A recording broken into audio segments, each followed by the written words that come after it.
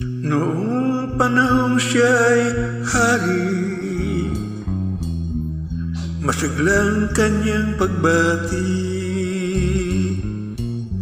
Maigpit ang hawak ng mga daliri, at ang lakad na may matuwid. Mahusay ang kanyang talumpati, makisig kung siya'y magdamit. Malalim ang kanyang pag-iisip, at lahat ay sa kanya nakatitig. Ngunit ngayong siya'y pagod na, mahina na rin ang katawan. Pinagmamata na lamang sa bintana ang unti-unting pagdaloy ng ulan. At ang unang tanong sa umaga, kung anong kanyang nagawa sa paglipas ng 10 taon. Nang siya'y malakas at bata pa, si Lolo Jose, si Lolo Jose, si Lolo Jose ay matanda na. Ngunit mahal ko pa si Lolo Jose, kahit siya ngayon ay laot na. Sa piling ng mga alaala, lagi na lamang nag-isa.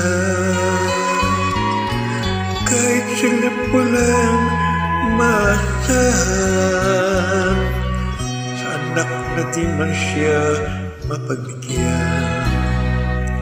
At ang unang tanong sa umaga, kung mayroon pa siyang magigisnan. Maliwanag sa nalalabing buhay, ngayon siya'y matanda na at laos na.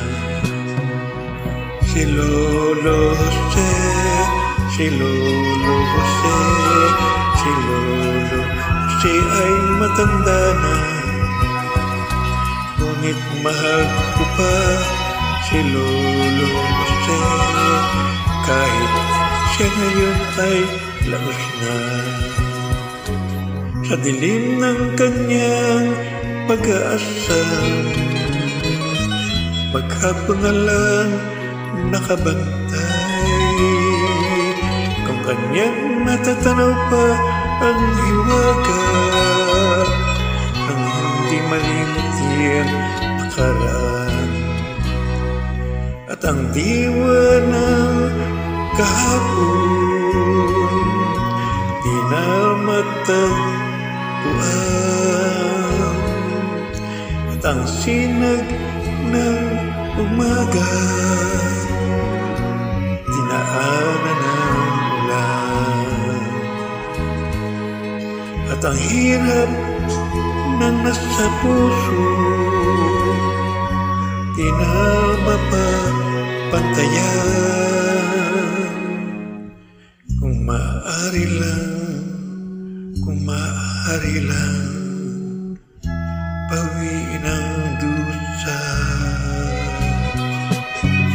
Si Lolo Jose, si Lolo Jose, si Lolo Jose ay matanda na.